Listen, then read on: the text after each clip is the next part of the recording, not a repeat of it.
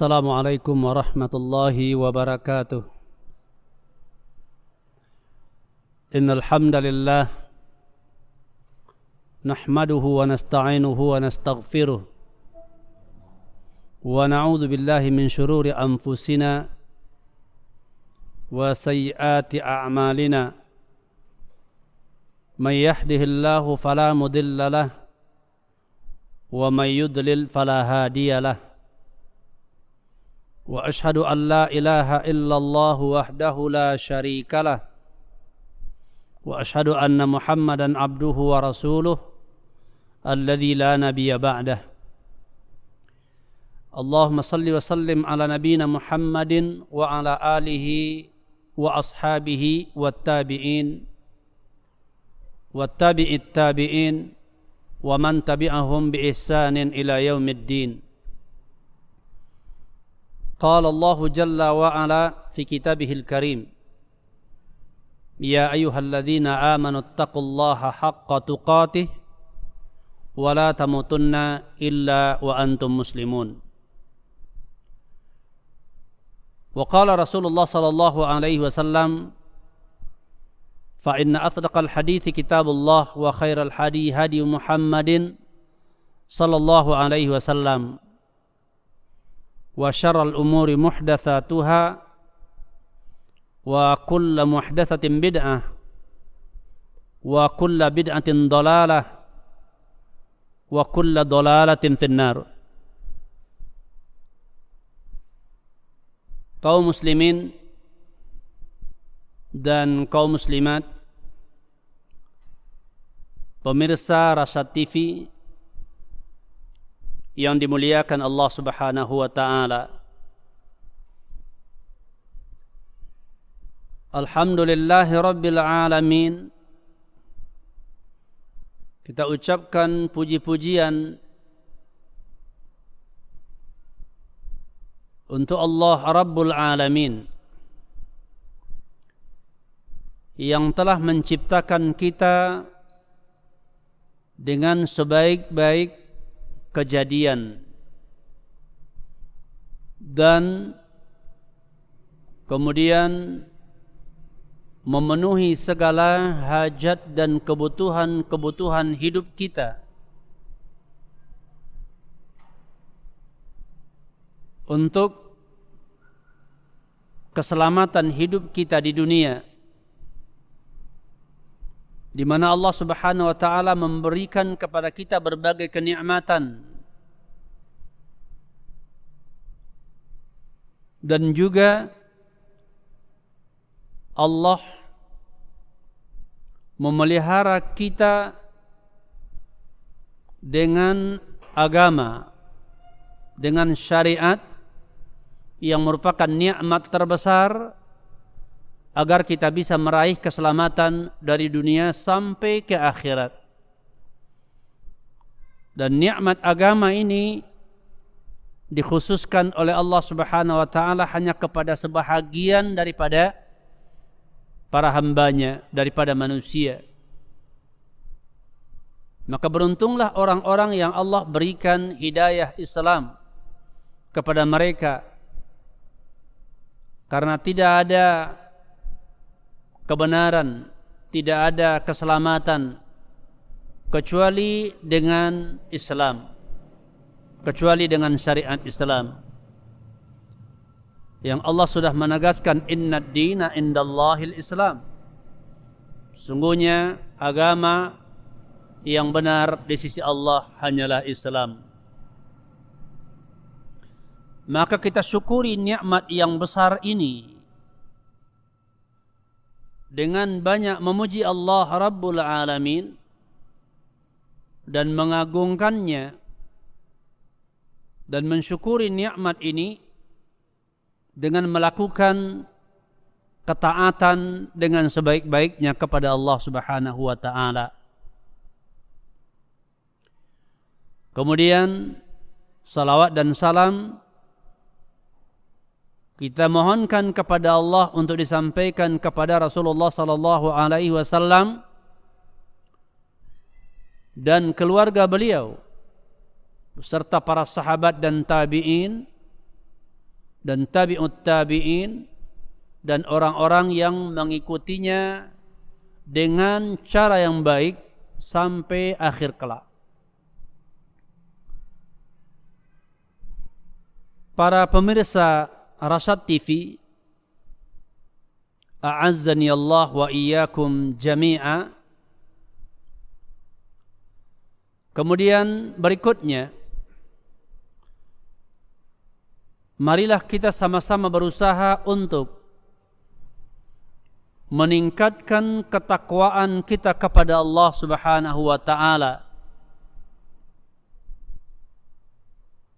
yaitu dengan terus memperbaiki dan menyempurnakan ketaatan kita kepada Allah dalam melaksanakan apa-apa yang diwajibkan oleh Allah, yang diperintahkan oleh Allah kepada kita dengan ikhlas, dan dengan meninggalkan apa-apa yang diharamkan oleh Allah Subhanahu wa taala semata-mata karena kita mengharapkan keselamatan, kita mengharapkan keridhaan dari Allah Subhanahu wa taala agar kita bisa memperoleh keselamatan di dunia dan terutama keselamatan dalam kehidupan akhirat kelak, di mana bekal terbaik dalam kehidupan adalah ketakwaan kepada Allah Subhanahu wa taala.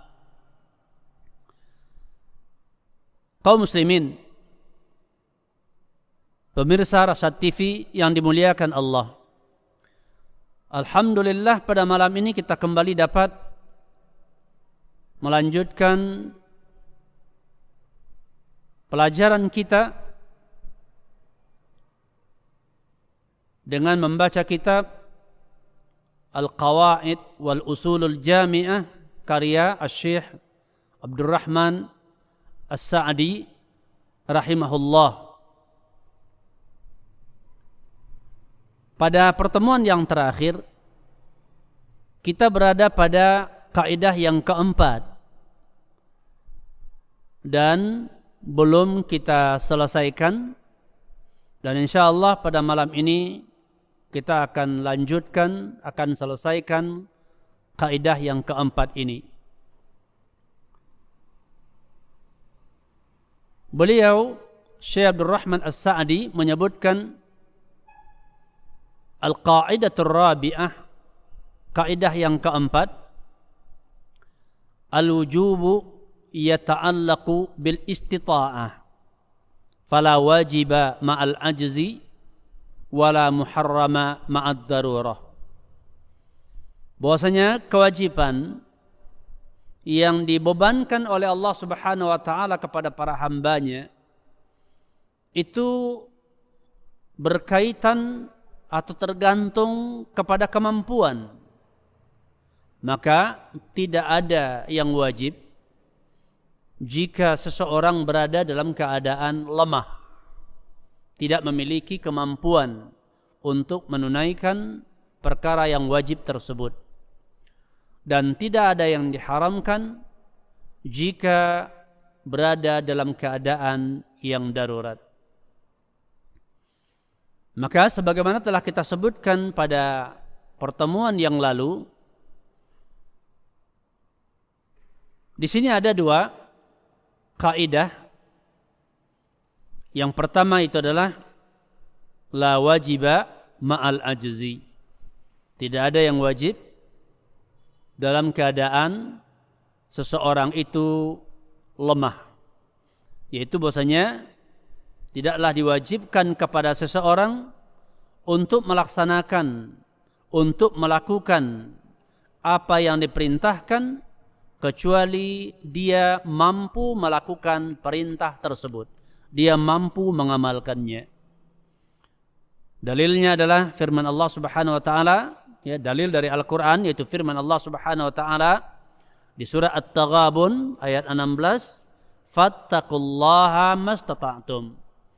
Bertakwalah kamu kepada Allah Subhanahu wa taala, yaitu menurut apa-apa yang kamu mampu, yang kalian mampu.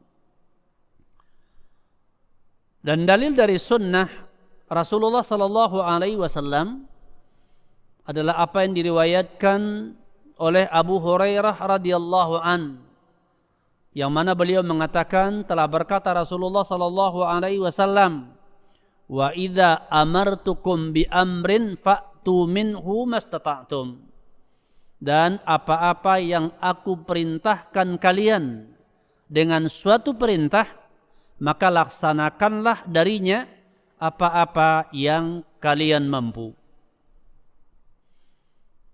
Dan juga hadis Imran di mana Rasulullah SAW mengatakan, "Shalli qa'iman fa illam tastati' fa qa'idan fa illam tastati' fa ala jambin."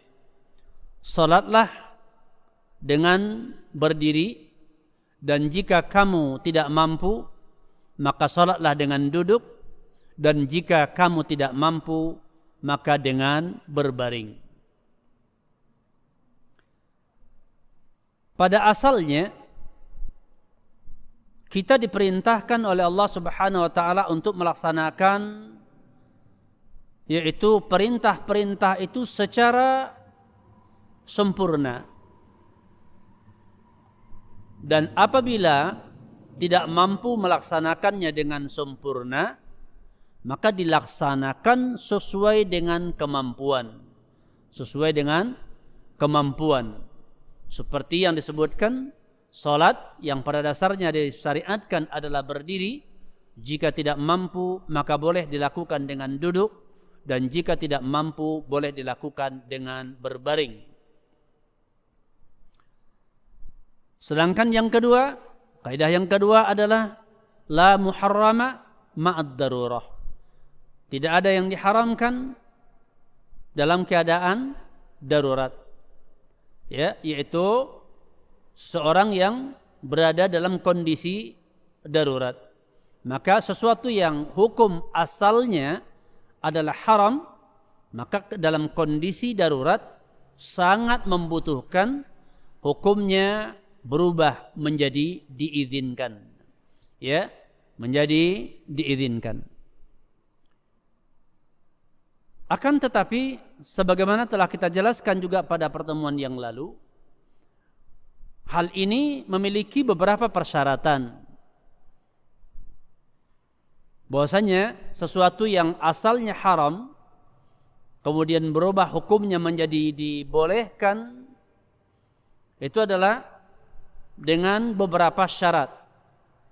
Pengertian boleh di sini, ya, pengertian tidak diharamkan di sini, tidak ada yang diharamkan dalam kondisi darurat, artinya adalah diizinkan. Ya, bukan mubah dalam arti boleh melakukan, boleh tidak melakukan. Ya, bukan itu pengertiannya, tapi dibolehkan dalam arti diizinkan. Adapun hukumnya, ya, adapun hukumnya melakukan yang hukum asalnya haram dalam kondisi darurat, bisa jadi jatuh kepada wajib. Bisa jadi jatuh kepada wajib. Jadi bisa jadi bagi seseorang wajib melakukan suatu perkara yang hukum asalnya haram karena kondisi darurat yang dia hadapi. Ya, seperti seseorang ya menghadapi bahaya kematian jika dia tidak memakan apa yang ada di hadapannya, padahal apa yang ada di hadapannya itu sesuatu yang diharamkan. Dan Allah Subhanahu wa taala melarang, mengharamkan kita menjatuhkan diri kepada kebinasaan.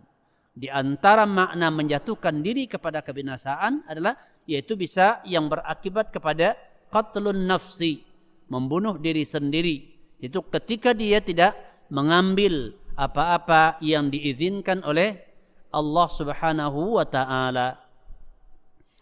Adapun syarat-syarat ya yang berkaitan dengan tidak ada yang diharamkan dalam kondisi darurat. Kita ketahui darurat itu adalah sesuatu yang sifatnya mengantarkan seseorang, bisa mengantarkan seseorang kepada kebinasaan, kecelakaan, jika yang haram itu tidak dia lakukan, tidak dia langgar, begitu. Ya. Seperti umpamanya bisa menimbulkan kematian atau bisa merusak, mencederai anggota badannya, ya, sehingga dia berada dalam keadaan yaitu sangat membutuhkan atau berada dalam keadaan darurat. Syarat yang pertama, ya, telah kita sebutkan yang lalu, kita kembali sedikit, ya. Syarat yang pertama bahwasanya darurat yang dimaksud itu disebut dengan yaitu adalah waqi'ah. Ya. Laisat muntazarah, yaitu nyata, pasti. Laisat muntazarah ay laisat muhtamalah, bukan kemungkinan. Ya, bukan hanya mungkin, bukan hanya ya bisa jadi atau disangka, tapi ini nyata. Daruratnya itu adalah nyata. Bahayanya nyata kalau tidak ya dia lakukan, yaitu sesuatu yang hukum asalnya adalah haram. Begitu.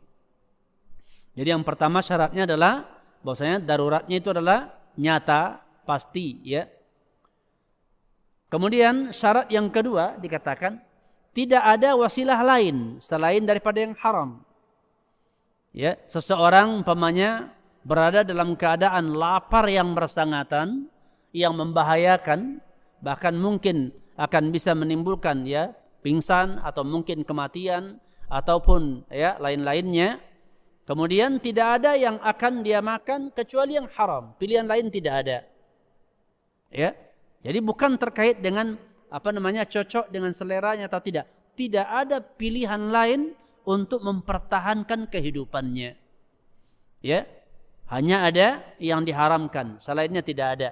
Maka dalam kondisi demikian dibolehkan. Kalau ada pilihan lain, maka dia harus mengambil yang lainnya yang tidak haram sifatnya. Ya, itu syarat yang kedua, tidak ada pilihan lain. Dan kemudian bahwasanya dan dia melakukan itu tidak bermaksud untuk melanggar hukum-hukum Allah, tapi hanya membebaskan dirinya dari kondisi darurat dan tidak melampaui batas kebutuhan. Ya, tidak melampaui batas kebutuhan. Jika kondisi daruratnya sudah terlepas, maka sebatas itulah dia boleh ya melakukan ataupun memakan sesuatu yang diharam atau yang diharamkan atau memakan sesuatu atau memakan sesuatu yang diharamkan. Yang ketiga, syarat yang ketiga adalah bahwasanya perkara yang haram itu diambil sesuai dengan kebutuhan. Ya, sesuai dengan kebutuhan sekedar untuk melepaskan kondisi darurat tersebut, tidak melebihi daripada hal itu. Ya, dicontohkan seperti umpamanya seorang wanita yang mau berobat dalam keadaan sakit yang membahayakan dan tidak ada dokter perempuan. Ya, mungkin ada dokter perempuan tapi tidak mahir, tidak punya keahlian dalam mengatasi penyakit tersebut. Adanya cuman dokter laki-laki. Maka dibolehkan karena maksudnya bukan untuk melanggar syariat, tapi adalah untuk melepaskan kedaruratannya. Tapi dengan catatan tidak melampaui batas kebutuhan. Umpamanya seseorang melakukan operasi, umpamanya ya di daerah mana dia perlu dibuka ya untuk dilihat oleh ya para dokter, itu saja yang dibuka.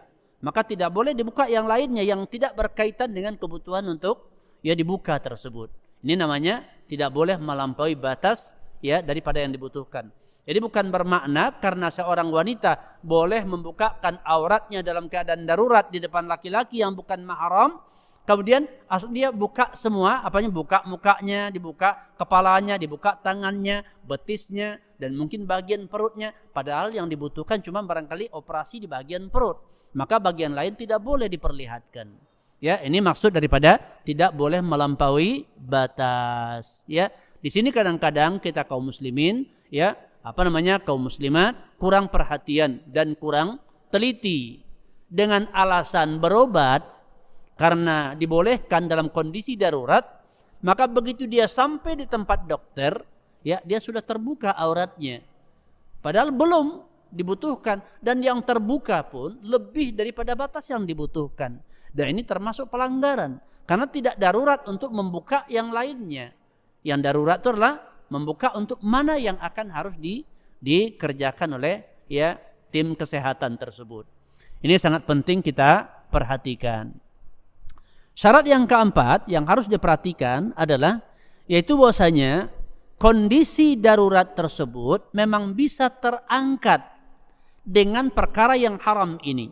Jika yaitu dilanggar, umpamanya melakukan yang haram atau memakan yang haram, meminum yang haram. Nah, dengan cara ini maka memang perkara daruratnya itu bisa terangkat.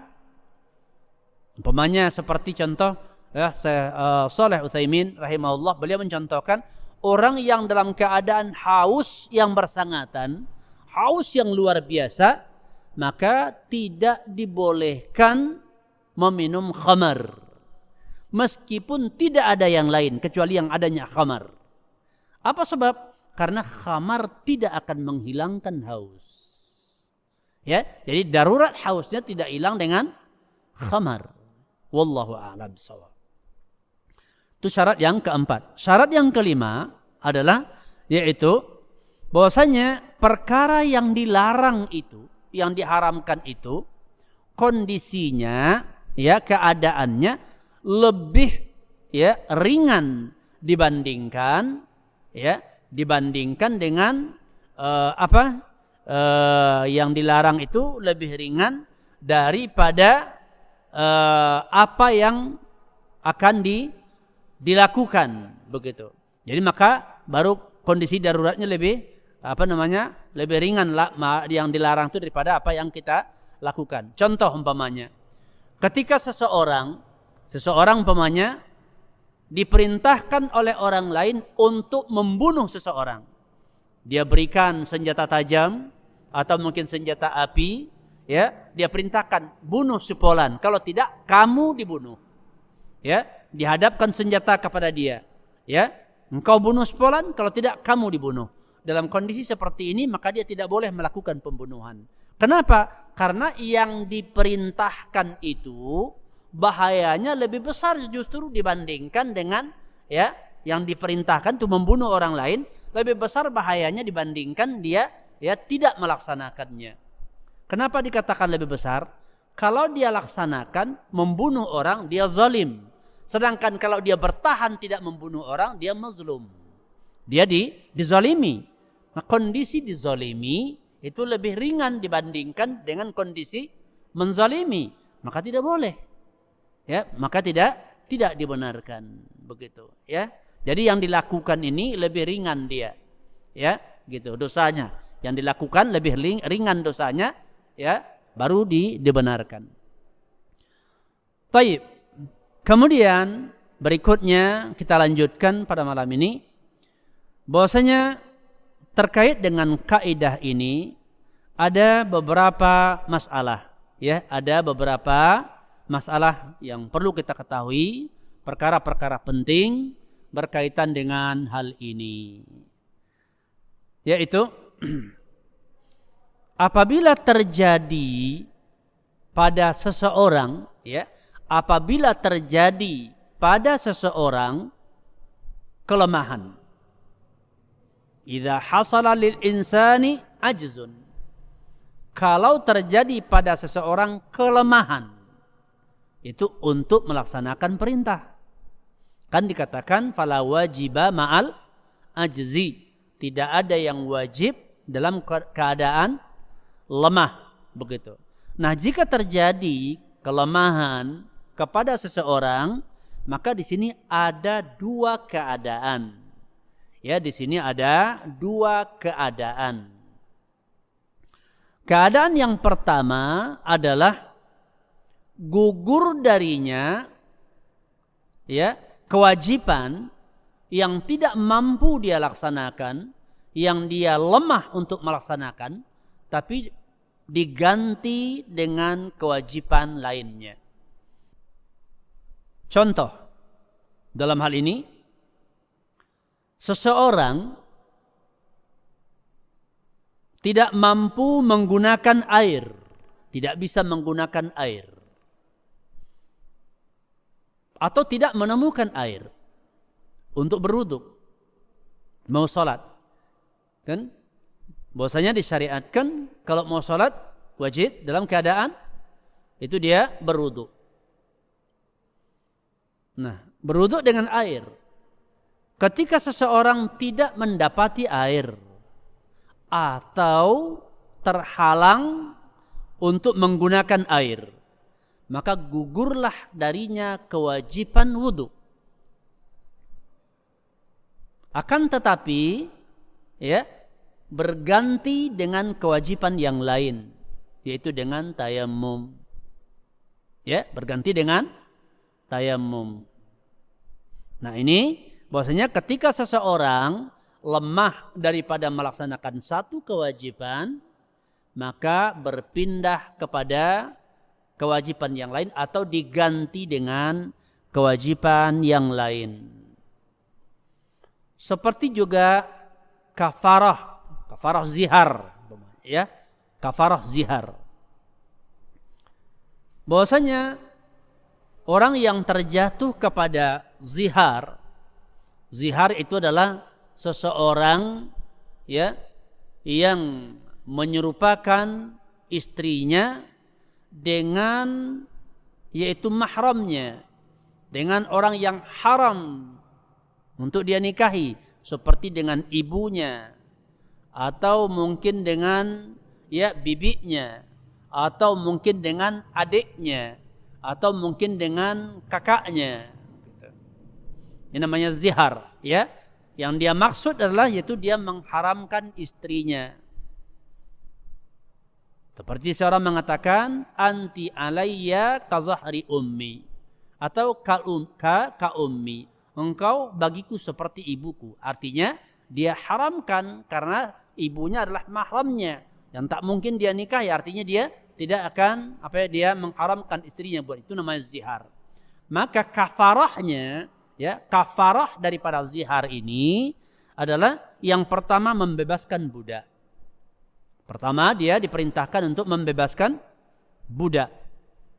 Nah, jika seandainya dia tidak memiliki budak atau tidak mampu membebaskan budak, maka diganti kafarahnya dengan puasa 2 bulan berturut-turut. Puasa 2 bulan berturut-turut. Nah, jika seandainya dia tidak mampu puasa 2 bulan berturut-turut, maka diganti kafarahnya dengan memberi makan 60 orang miskin. Ya, diganti dengan memberi makan 60 orang miskin.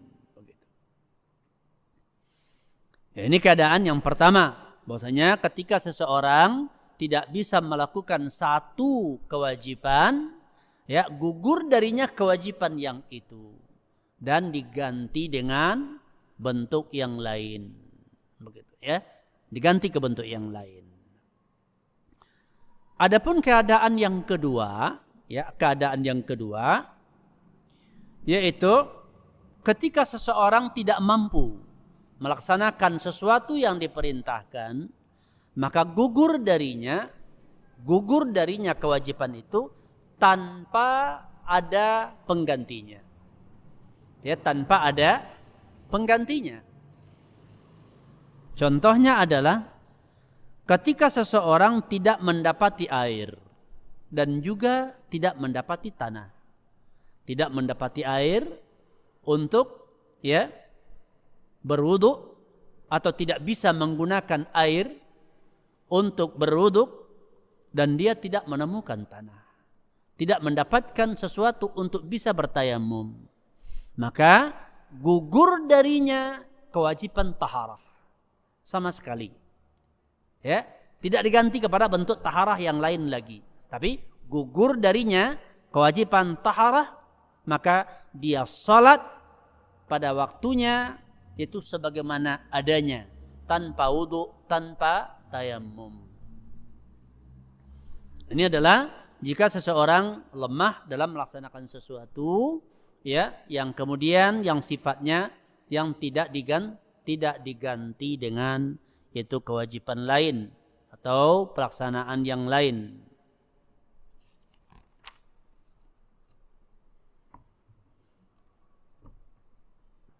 Syekh Abdul Rahman As-Sa'di, beliau menyebutkan di dalam manzumah beliau, wa kullu mahzurin ma'ad darurah bi qadri ma tahtajuhu darurah. Segala yang diharamkan, ya, semua yang diharamkan di dalam keadaan darurat, kalau dalam keadaan darurat atau bersama keadaan darurat, maka dia tergantung kepada kadar kebutuhan dari kondisi darurat tersebut. Masalah berikut. Ada perbedaan antara ad-darurah wal hajah. Perbedaan antara ad-darurah wal hajah. Kondisi darurat dan kondisi hajah. Membutuhkan. Ya, kondisi darurat artinya tak bisa tidak. Kalau tidak dilakukan atau tidak diambil, maka akan menimbulkan bahaya yang besar, bisa mencelakakan, bisa membinasakan. Adapun hajah, ya, kalau dia tidak lakukan pelanggaran, itu adalah menimbulkan kesulitan. Ya, menimbulkan kesulitan, ya, masyaqqah. Nah, ada perbedaan antara darurat, tingkat darurat dengan tingkat hajah. Dari beberapa sisi. Ya, ada beberapa sisi perbedaan antara darurah dan hajah. Pertama, kondisi darurah dikatakan adalah apa-apa yang sangat dibutuhkan oleh seorang insan.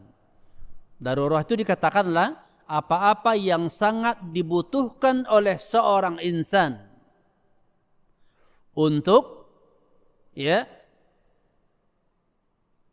menjaga atau mempertahankan kehidupannya atau mempertahankan sebahagian daripada anggota badannya, ya, agar tidak binasa.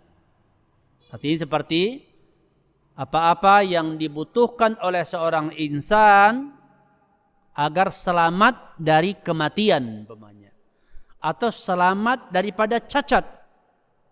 Berarti itu adalah darurat. Begitu. Dan ada juga yang mengatakan darurat itu adalah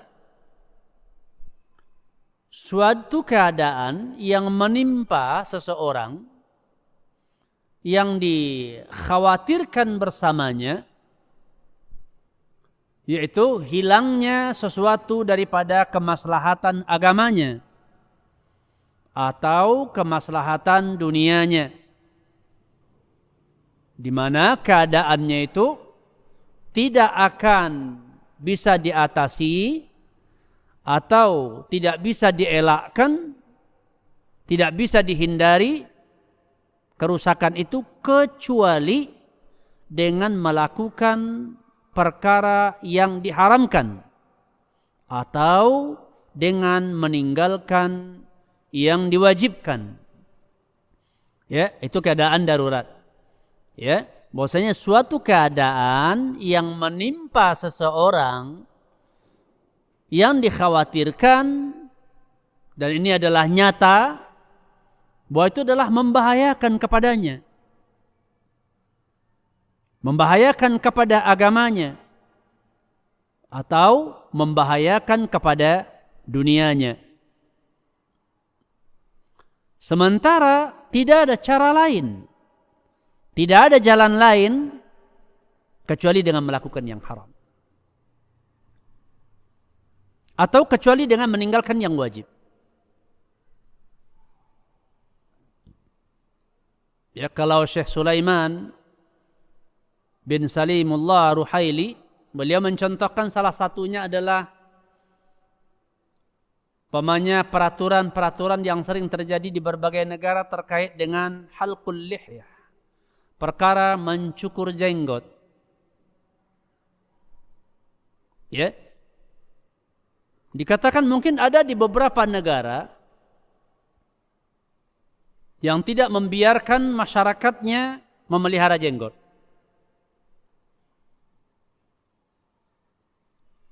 Ya, jadi jika seseorang memelihara jenggot, bisa jadi dia akan ditangkap, dipenjarakan, bahkan mungkin ya terkena hukuman yang berat.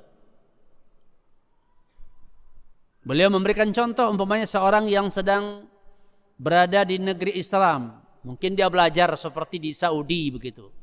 Ya, maka dia memelihara jenggotnya dengan bagus. Dan itu disyariatkan, kita ketahui. Kemudian dia akan balik ke negerinya. Dan di negerinya itu tidak dibenarkan pelihara jenggot. Dan ada orang yang pulang sebelum dia, ya, sampai pulang ke negerinya, ya, ketika dia mempertahankan jenggot, dia ditangkap di penjara. Beri hukuman berat. Ini namanya nyata. Keadaan itu adalah nyata. Ya, bukan dugaan-dugaan, tapi nyata. Maka kalau begitu keadaannya ketika dia mau pulang, ya, karena begitu pasti kejadiannya di negerinya, maka itu termasuk kondisi darurat yang dia dibolehkan mencukur jenggotnya. Atau kalau boleh menipiskannya.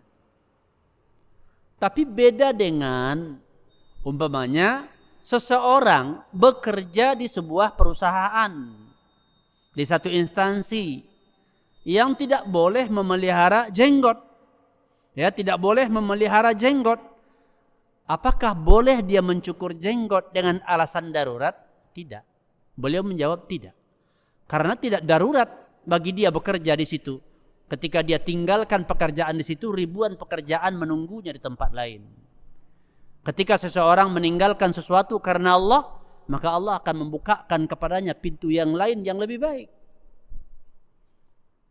Ya, ini contoh yang beliau berikan. Jadi makanya dikatakan, ya, kondisi darurat itu adalah tidak ada jalan kecuali dengan, ya, melakukan yang diharamkan atau kecuali dengan meninggalkan yang wajib. Kalau tidak dilakukan itu, tidak dilakukan yang haram atau tidak tinggalkan yang wajib yang merupakan jalannya, maka kondisinya akan membahayakan kepada dirinya. Itu dikatakan kondisi darurat. Kemudian dikatakan juga, ya, mengenai darurat ini, ya, ini perlu kita fahami agar kita tidak salah di dalam menempatkan dan di dalam mengamalkannya dengan alasan nanti darurat, agar kita tidak bermudah-mudah dengan, ya, alasan adalah darurat, ya, dan agar jangan juga terjadi nanti kita takalluf, memaksa diri, ya, padahal ada celah dari agama untuk memudahkan kita, ya, adanya kondisi darurat. Bahwasanya darurat adalah suatu kondisi yang menimpa orang yang mukallaf, ya, suatu kondisi yang menimpa orang yang mukallaf, yang mana akan timbul kemudaratan kepadanya, mudarat yang besar, jika dia tidak melakukan, ya, perkara yang haram tersebut. Dan tidak ada penggantinya. Seperti yang kita sebutkan tadi, tidak ada wasilah lain. Tidak ada cara lain, tidak ada jalan lain. Kalau masih ada jalan lain, maka belum masuk ke dalam kategori darurat yang membolehkan melakukan yang haram. Ya, maka dia harus mengusahakan yaitu yang lainnya. Begitu. Seperti kita contohkan pertemuan yang lalu, wanita hamil, kemudian perlu USG, ya kan? Mungkin dekat rumah dia hanya ada dokter laki-laki, tapi mungkin jarak beberapa ratus meter dari rumah dia ada dokter perempuan. Dan kondisi dia, ya, bisa menunda waktu. bisa besok, bisa lusa, nggak mesti detik itu juga, nggak mesti saat itu, harus segera. Maka dia bisa menunda waktu dan bisa dia cari ya dokter perempuan. Maka kondisi seperti itu nggak boleh dikatakan darurat. Nah, ini ibu hamil mau USG kepada dokter laki-laki. Ya, kan laki-laki tidak boleh, dia bukan mahram. Ya ini kan darurat, sakit. Ya, kondisi yang demikian belum termasuk darurat. Tapi mungkin ya dia harus dioperasi, mau tidak mau. Dan yang bisa mengoperasi dokternya laki-laki, tidak ada yang perempuan. Ya, dan kondisi dia harus segera karena mungkin ya penyakit pada si ibu atau pada bayinya. Kondisi yang demikian dibolehkan dengan catatan tidak melampaui batas kebutuhan. Begitu. Itu kondisi-kondisi darurat. Ya, keadaan-keadaan yang dikatakan darurat. Ya, agar kita tidak mudah itu dengan alasan darurat kemudian melakukan sesuatu yang haram atau memakan sesuatu yang haram atau meminum sesuatu yang haram atau meninggalkan sesuatu yang wajib. Ya. Kaidahnya adalah ya, ad-darurah tubihu al-mahzurat. Ad-darurah tubihu al-mahzurat. Ya, kondisi darurat, ya, keadaan darurat, ya, membolehkan suatu perkara yang hukum asalnya adalah haram. Ya, membolehkan di sini artinya adalah mengizinkan, menjadikan hal itu diizinkan. Adapun ya bisa jadi jatuh kepada wajib, bisa jadi mustahab. Itu darurat. Kemudian al-hajah yang berkaitan dengan hajah. Tadi dikatakan bahwasanya ada beberapa sisi perbedaan antara darurat dengan hajah. Sekarang hajah.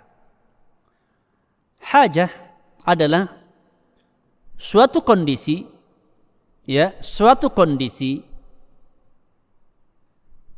yang menimpa seseorang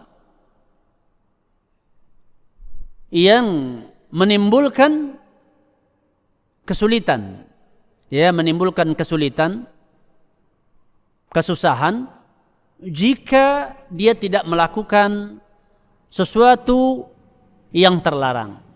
Ya, sesuatu yang hukum asalnya adalah terlarang.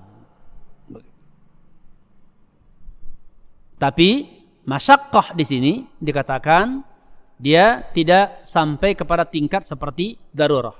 Darurat itu adalah kondisinya menimbulkan bahaya, ya, bisa kematian, bisa cacat, ya, artinya membahayakan kepada baik itu kepada agamanya ataupun kepada dunianya.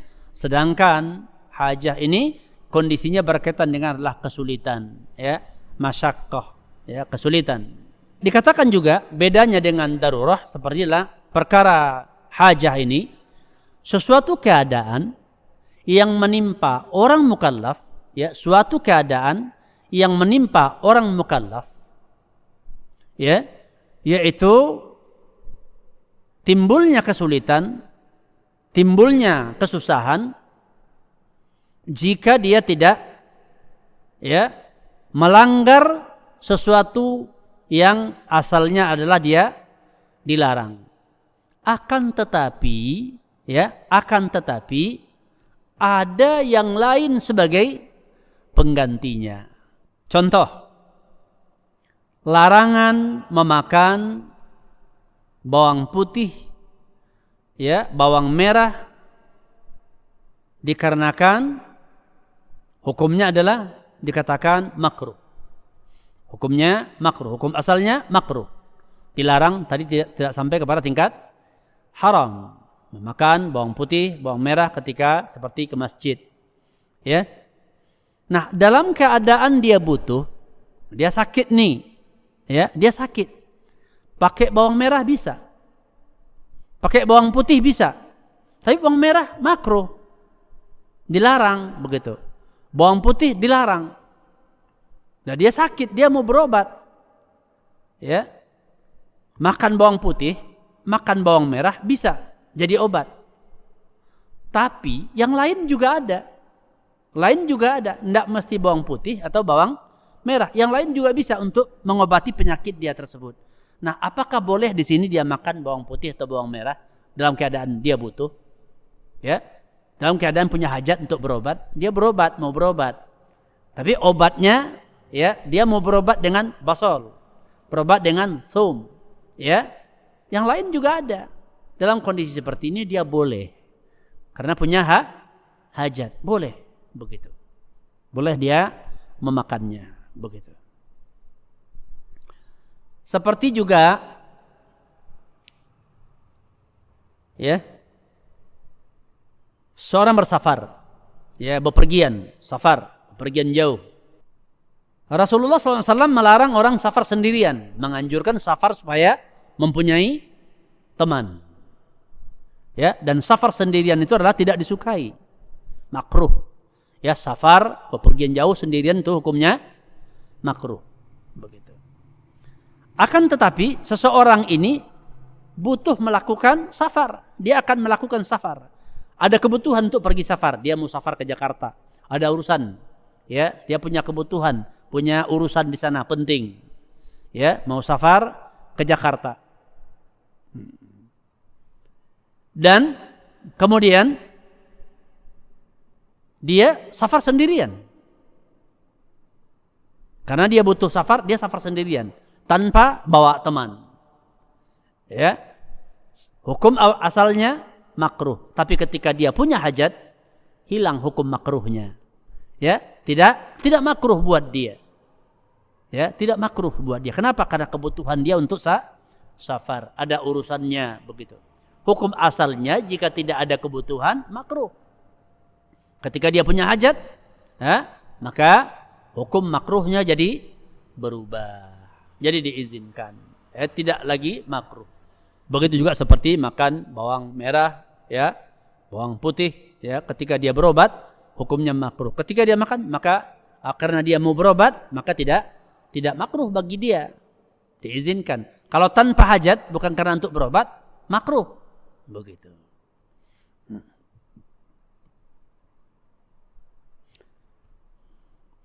Begitu juga seperti berpaling ketika sholat. Ketika sholat kan dilarang kita berpaling. Ya, ketika sholat kita dilarang berpaling, memalingkan wajah, begitu. Ya, dilarang berpaling. Ini hukum asalnya. Ketika sholat dilarang berpaling dan hukumnya adalah makruh. Ya, tapi dalam kondisi hajat, ya, ada kebutuhan, maka dibolehkan. Contoh, umpamanya bagaimana? Ketika seseorang umpamanya mau, ya, mungkin meludah, begitu, ya, maka dia boleh, ya, memalingkan wajahnya, begitu, karena hajat, dan itu tidak makruh buat dia, ya, tidak makruh buat dia. Seperti juga bergeser sedikit, begitu, ya, ketika ada hajat, maka tidak makruh, begitu. Sisi kedua, perbedaan antara darurat dengan hajah, ya, sisi kedua perbedaan antara, ya, darurat dengan hajah. Hal darurat itu pada umumnya membolehkan, ya, perkara darurat itu membolehkan perkara yang diharamkan, di mana keharamannya itu berdasarkan nas syar'i, yang nyata-nyata diharamkan berdasarkan nas. Ya, dia menjadi boleh ketika berhadapan dengan keadaan darurat. Ya.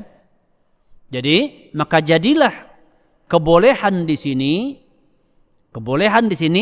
dia sebatas, yaitu daruratnya, kebutuhan yang sangat tersebut. Dan kebolehannya itu berhenti dengan hilangnya kebutuhannya. Kalau sudah selesai kebutuhannya, sudah lepas daruratnya, hilanglah, ya, kebolehannya. Begitu. Ya. Dan berlaku hanya kepada, yaitu adalah orang yang sedang membutuhkan tersebut. Orang yang sedang berada dalam keadaan darurat tersebut. Tidak berlaku bagi orang lain yang tidak mengalami hal serupa.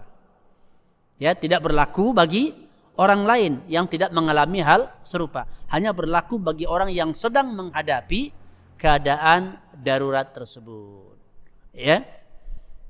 Jadi dia sangat membutuhkan, kalau tidak bisa membahayakan, dan kemudian perkara yang diharam itu diharamkan secara berdasarkan dalil syar'i, nas syar'i. Ya. Itu darurat, kondisi darurat. Sedangkan hajah adalah yaitu pembolehan yang bersifat istisnaiyah ats-tsabitah, pengecualian yang tetap. Yaitu berdasarkan hajah. Dan dia pada umumnya tidak menyelisihi nas yang sharih daripada kitab dan sunnah. Akan tetapi dia hanya menyelisihi kaidah-kaidah yang bersifat umum. Ya, kaidah-kaidah yang bersifat umum. Sedangkan hukum pada umumnya adalah berdasarkan bentuk yang pasti, bisurah tsabitah, bentuk yang pasti. Kemudian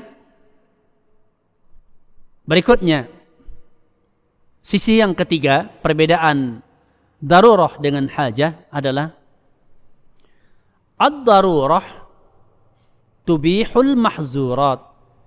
Ya, ad-darurah tubihu al-mahzurat. Keadaan darurat itu menjadikan boleh perkara-perkara yang terlarang, yaitu perkara-perkara yang diharamkan. Sama saja apakah yaitu kedaruratan tersebut terjadi kepada seseorang atau terhadap jamaah. Ya. Apakah terjadi terhadap seorang pribadi atau terhadap yaitu jamaah. Ad-darurah tubihu al-mahzurat. Kondisi darurat, keadaan darurat membolehkan, mengizinkan untuk melakukan sesuatu yang hukum asalnya adalah haram. Sebagaimana dikatakan tadi, tubihul mahzurat, pengertian di sini bukan menjadikan hukumnya mubah, enggak, tapi izin. Izin di sini bisa jadi dianjurkan, bisa jadi diwajibkan. Seperti kita katakan, seorang yang harus mempertahankan nyawanya, maka diwajibkan bagi dia memakan yang haram atau melakukan yang haram, begitu, demi untuk mempertahankan nyawanya, begitu. Baik itu, kondisi ini terjadi apakah pada seseorang maupun terhadap jamaah. Sedangkan al-hajah dikatakan dia adalah fatubihul makruh. Al-hajah tubihu al-makruhah. Hajah, kondisi membutuhkan. Kondisi membutuhkan itu memubahkan, membolehkan perkara-perkara yang hukum asalnya adalah makruh. Jadi kalau perkara hukum asalnya makruh, dia menjadi dibolehkan karena hajat, karena kebutuhan, tidak sampai kepada kondisi darurat. Sedangkan kalau yang haram itu dibolehkan kalau dengan keadaan darurat. Itu bedanya. Inilah beberapa yaitu penjelasan singkat terkait dengan kaidah yang keempat, yaitu al-wujubu yata'allaqu bil istita'ah fala wajiba ma'al ajzi wala muharrama ma'ad darurah. Bahwasanya kewajiban-kewajiban itu berkaitan atau tergantung dengan kemampuan. Karena pada dasarnya memang syariat Islam ini dibangun di atas dasar kemampuan. Karena Allah Subhanahu wa taala menurunkan syariat Islam ini adalah untuk kemaslahatan para hamba, bukan untuk menyusahkan. Tapi justru syariat Islam adalah solusi. Syariat Islam solusi di dalam menghadapi semua persoalan hidup.